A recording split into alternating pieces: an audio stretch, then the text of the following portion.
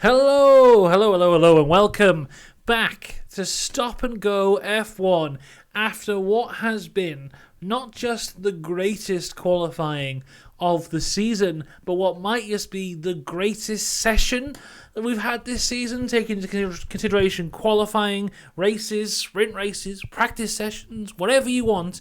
I think that is the best one we've had all year. Absolutely incredible. So close between everybody. Really exciting stuff. Let's break it down. Let's get into everything, talk about everything.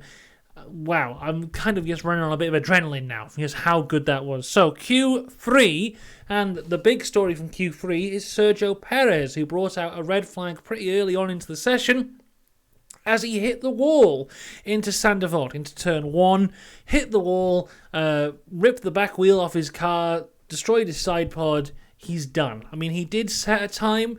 It would go on to be useless because the track evolution is so quick that everyone else beat that time. But if you're playing F1 Fantasy and you've got Sergio Perez, you won't get minus 5 points because he did set a time. He will be starting from the back. This is the second time he's done this year. He did this in Australia as well. He ended up finishing 5th in that race, but that was mainly due to it being chaos and everyone else not finishing. But, you know, we have got rain tomorrow, and it is Monaco. So let's not say he's not going to do well already. He may come out this looking quite good.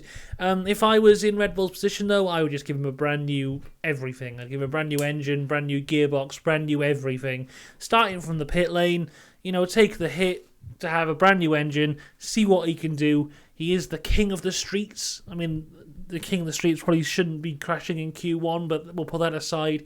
See what he can do tomorrow. I don't see him getting into the top 10, maybe the low top 10. It'll be interesting to watch, see what he does. But there's a few people out of place, really, as we go along. Someone else who was struggling throughout the day was Lewis Hamilton. He was in the drop zone in Q1. His penultimate lap looked pretty good, but he cut the chicane in the middle of the track. And then he had one more lap to get out of Q1, and he just manages to do it, very close. In the end, the guy's out of Q3. Of course, there was Perez, who will start 20th. Then it was Zhou, Nico Hülkenberg, Kevin Magnussen, and then Logan Sargent. We head into Q2, and it was a pretty uneventful session for Q2 in terms of when you put into everything else, until Lando Norris. He hit the wall coming out of the chicane, then hit the wall again, but somehow managed to keep the car going. He damaged his suspension, but he had set a lap time good enough to get through to Q3, but he did retire the car to the pits where the mechanics were just mentally working on it for the remainder of the session. Hamilton, again, struggling in 11th place as he started his final lap, but once again, just manages to get out. This was really the story of Lewis Hamilton all through qualifying, just not looking very good until the dying moment where he manages to pull it out. Fantastic stuff from him, really entertaining. The guys, though, who went out: 15th place, Valtteri Bottas. 14th place, Lance Stroll. This is the second race in a row now he hasn't made it through to Q3. He's also under investigation for missing the weighbridge. So who knows what's going to happen with Lance Stroll. Martin Brundle was saying that once he missed the weighbridge and he just wasn't allowed to start the race.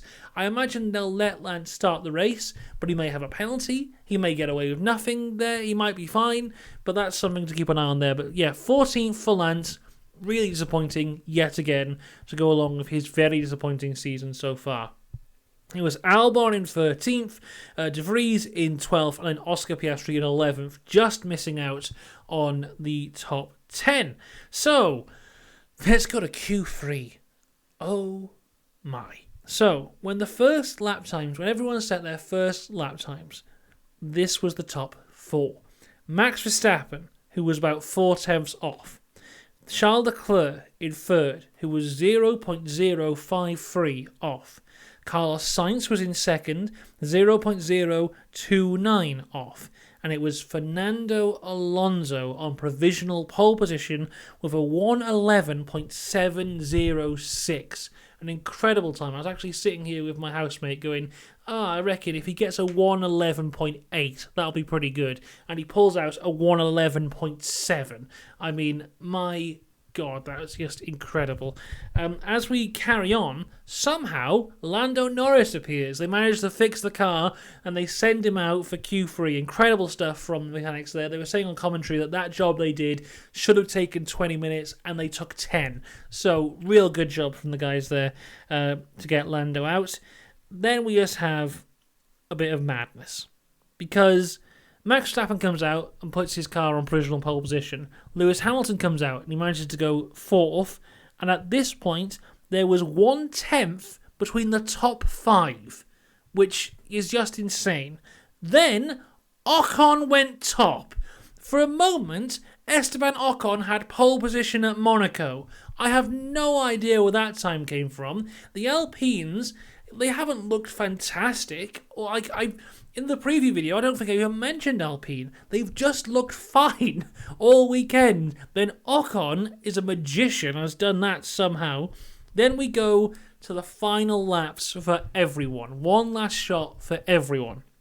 Charles Leclerc manages to put the car on provisional pole position. Fernando Alonso then takes it off him. He gets provisional pole position. Then there is one person left to set a time. And who else is it but Max Verstappen? He's coming round, and after Sector 2, he's 2/10 off pole. 2/10 off Fernando Alonso's time. And I'm sitting there thinking, he's done it. Alonso is on pole for Monaco. He's actually done it. Then Max Verstappen crosses the line, and Max Verstappen takes pole position. Somehow, in Sector 3, he manages to pull back 0.2 of a second off Fernando Alonso. And he hit the bloody wall. He hit the wall and still managed to put it on pole. His lap time in the end, 1:11.365. He's a machine. It's incredible. I have no idea how he did that. How you can be 0.2 down, hit the wall, and still have pole position. At this point, it doesn't matter if you like Max Verstappen or not. You just have to be impressed. How does he do that? Insane stuff.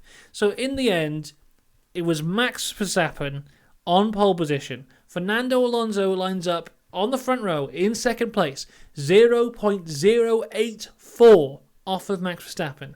Leclerc is in third, 0.1 off of Verstappen. Then Ocon has managed to get fourth. It's Sainz in fifth. Hamilton pulled out sixth. Despite struggling all day, Hamilton did manage to beat his teammate in sixth place. Pierre Gasly has seventh. It's Russell in eighth. Tsunoda in ninth. Lando Norris in 10th.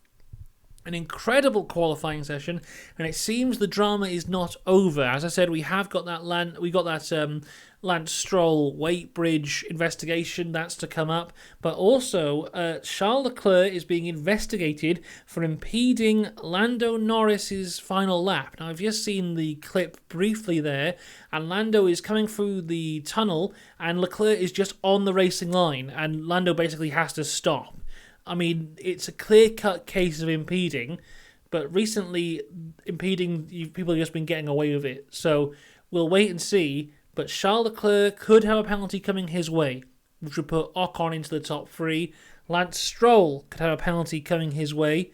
Sergio Perez might be sighting from the pit lane. He may need a new gearbox anyway. He did hit the back of the car, the back left, so that might be a gearbox damage anyway. We'll have to wait and see. But my God, what a qualifying session that was. Absolutely incredible stuff. I absolutely loved it. It will entirely make up for the race being really boring tomorrow. But maybe it won't be, because the rain is coming. If you look at the forecast, rain is on its way. We've got that coming. We've got the front row of Max Verstappen and Fernando Alonso. Oh my. Alonso's going to go for a move into turn one. That's for sure. This could be something really, really, really special. And if for all those people who said Monaco shouldn't be on the calendar anymore, show them that qualifying session. That'll change their mind. That's all I've got time for today. I'll be back tomorrow.